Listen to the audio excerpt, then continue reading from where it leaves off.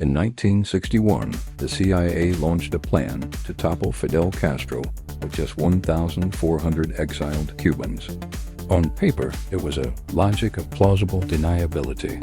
In reality, it was a systemic collapse. At Hislogis, we don't just see a failed invasion. We see what happens when a blueprint is built entirely on a blind spot.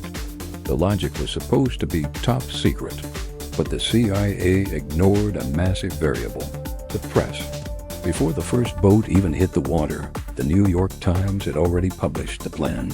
The logic of a surprise attack was dead on arrival. Even worse, the CIA assumed that the moment the invaders landed, the Cuban people would spontaneously rise up in a revolution. They built a military strategy on a psychological guess, and they guessed wrong. Then came the physical architecture of the disaster.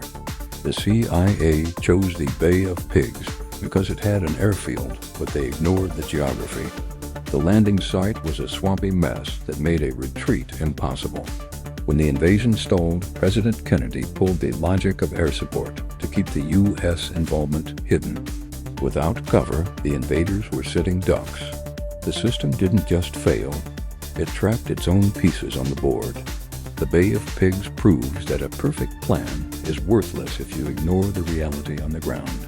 It remains the ultimate warning about the logic of hubris. Have you ever pushed a plan forward while ignoring the red flags? Comment below.